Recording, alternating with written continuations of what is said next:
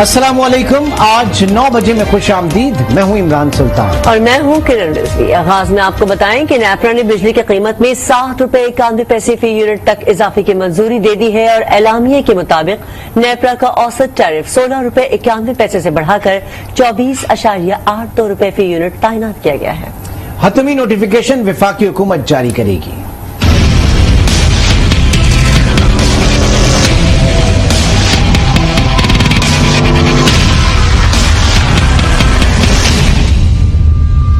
نیپرا نے منظوری کے بعد فیصلہ حکومت کو ارسال کر دیا۔ حکومت قیمت بڑھنے کا نوٹیفیکیشن جاری کرے گی۔ اعلامیے کے مطابق نیپرا کا اوسط ٹیرف 16 روپے 91 پیسے سے بڑھا کر 24 روپے 82 پیسے فی یونٹ تعین کیا گیا ہے۔ ٹیرف بڑھنے کی بنیادی وجہ روپے کی قدر میں کمی، کیپیسٹی لاگت اور عالمی مارکیٹ میں ایندھن کی قیمتوں میں اضافہ ہے۔ نیپرا نے بتایا توانائی کی خریداری کی قیمت 1152 ارب روپے متوقع ہے۔ کیپیسٹی لاگت بشمول NTDC اور HVDC 1366 ارب روپے تخمینہ ہے۔ ڈسکوز کے کل ریونیو کا تخمینہ تقریباً 2805 ارب روپے ہوگا۔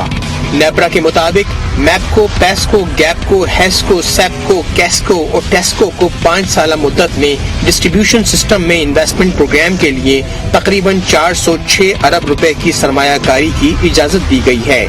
ڈسکوز کے ٹرانسمیشن اور ڈسٹریبیوشن لاسز کو بھی 13.46% سے کم کر کے 11.70% کر دیا گیا۔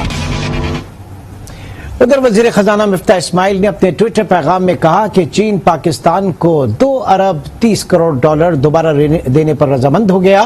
چین کے بینکوں سے ری فائننسنگ کے معاملات طے پا گئے۔ دونوں جانب سے رسمی منظوری کے بعد رقم پاکستان منتقل کر دی جائے گی۔ اس سے زر مبادلہ کے ذخائر کے استحکام میں مدد ملے گی۔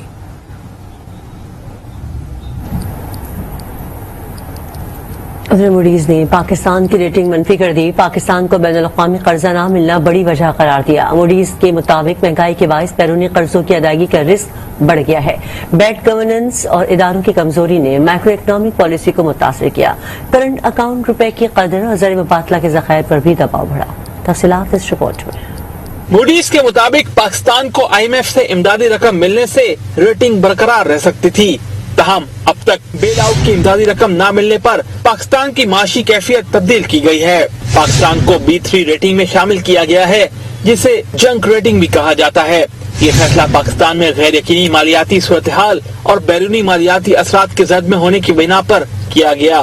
موڈیز کے مطابق گزشتہ کئی ماہ سے پاکستان شدید مالیاتی مشکلات کا شکار ہے، جبکہ دوسری جانب سیاسی افراتفری نے بھی اس میں اہم کردار ادا کیا ہے۔ دوسری جانب IMF نے بھی 6 ارب ڈالر امداد کا سلسلہ موقوف کر رکھا ہے۔ موجودہ حکومت نے بین الاقوامی مالیاتی فنڈ کی تسلی کے لیے ایندھن کی قیمت میں غیر معمولی اضافہ کیا ہے، لیکن اب بھی IMF مزید یقین دہانیوں پر زور دے رہا ہے۔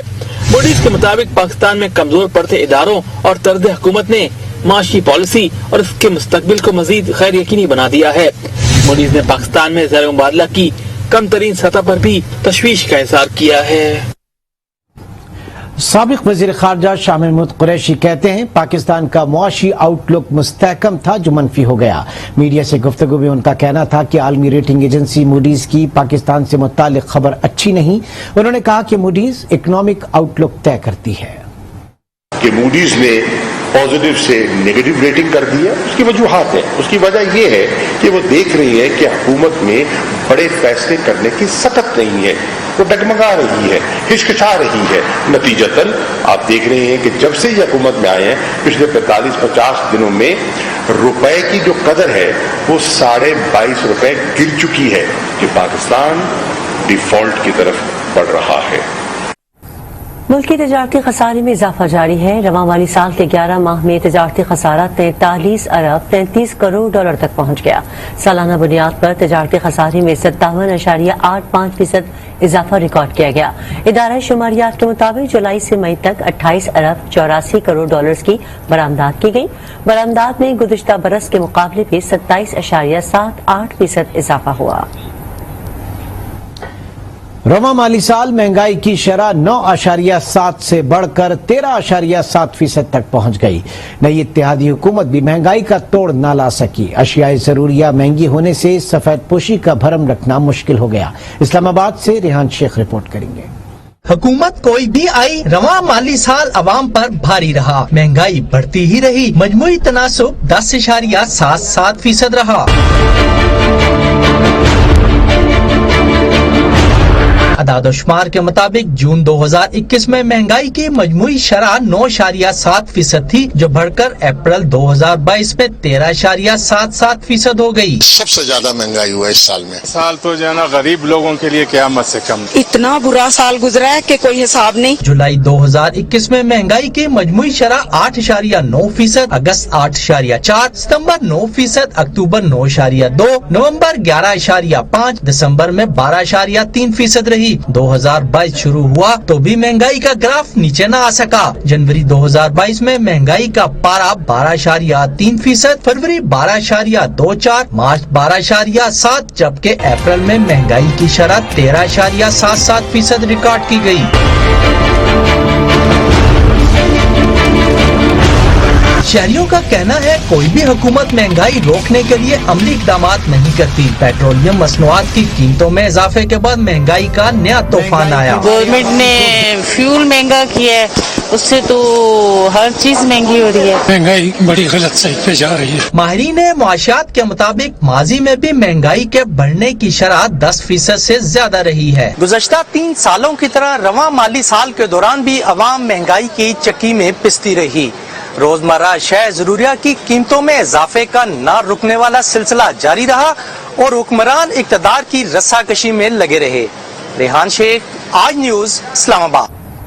नया बजट आने वाला है। अदाद-ओ-शुमार से तो बेरोजगारी में कमी जाहिर होती है, मगर नौजवान अब भी रोजगार के हुसूल के लिए तरपतर हैं। माहिरीन कहते हैं कि बेरोजगारी में कमी लाने के लिए आलमी माहिर नहीं, पाकिस्तानी हालात और मुल्की मईशत को समझने वाला वज़ीर खजाना चाहिए। इस्लामाबाद से रिपोर्ट करेंगे यासिर नजर। गुज़श्ता साल बेरोजगारी की शरह 7.4% थी। रवां साल कम होकर शरह 7% हो गई। आइंदा साल शरह 6.7% रहने का इम्कान है। IMF की वर्ल्ड इकनॉमिक आउटलुक रिपोर्ट के मुताबिक पाकिस्तान में बेरोजगारी की शरह आइंदा साल 6.7% रहने का तखमीना है। अदाद-ओ-शुमार के मुताबिक बेरोजगारी कम हुई, लेकिन अमली तौर पर महंगाई से आवाम की जिंदगी मुश्किल तर हो रही है। माहिरीन कहते हैं कि बेरोजगारी में कमी के लिए सनती तरक्की जरूरी है। हमें इस वक्त इंटरनेशनल इकोनॉमी के बंदे नहीं चाहिए, हमें तो वो चाहिए जो पाकिस्तान इकोनॉमी को समझते हो। मेरा ख्याल है तमाम पार्टीज को एक टेबल पे बैठ के एक कम से कम चार्टर ऑफ इकोनॉमी बनाना चाहिए और उसके ऊपर करें। और एज सून एज इंशाल्लाह पाकिस्तान में जैसे ही मैं समझता हूँ पॉलिटिकल स्टेबिलिटी आएगी, मैं समझता हूँ पाकिस्तान की इकोनॉमी काफी हद तक हम स्टेबल हो जाएंगे। माशी माहिरीन का मानना है कि बेरोजगारी कम करने के लिए आलमी नहीं पाकिस्तानी हालात और मईशत को समझने वाला वजीर खजाना जरूरी है। जब हाई इंटरेस्ट रेट होता है तो कॉस्ट ऑफ बोरिंग जो है ना हाई हो जाती है और इंडस्ट्रीज अपनी जो है आउटपुट और एम्प्लॉयमेंट को रिड्यूस कर देती हैं, जिससे बेरोजगारी बढ़ती है। तो इंटरेस्ट रेट को कम किया जाए और कुछ ऐसे एरियाज में स्पेंडिंग की जाए ताकि यानी ऐसे एरिया में जो कि लेबर इंटेंसिव हो। माहिरीन ने कहा है कि बदइंतजामी जैसे मामलात की बेहतरी तक बेरोजगारी का खात्मा मुमकिन नहीं। यासिर नजर, आज न्यूज, इस्लामाबाद। नए सालाना बजट की आमद है। तालीम के अहम तरीन शोबे के लिए गुज़श्ता बरस कितना बजट मुख्तस किया गया था और इस बार हुकूमत के क्या इरादे हैं, इस्लामाबाद से एमन सैयद की रिपोर्ट में जानेंगे।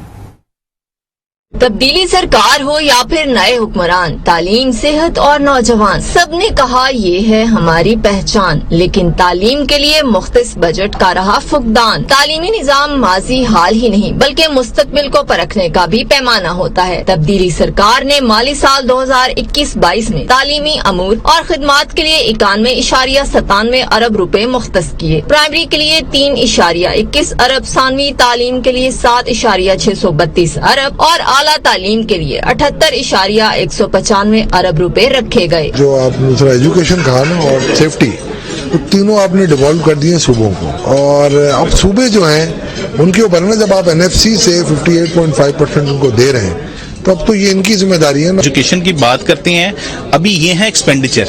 अभी तो हमारा मसला है कि हमने तो पैसा कमाएंगे तो इन पे लगाएंगे ना, ये लोग कोई कट लगाती है, कोई पॉलिटिकल पार्टी कोई शौक से नहीं लगाती।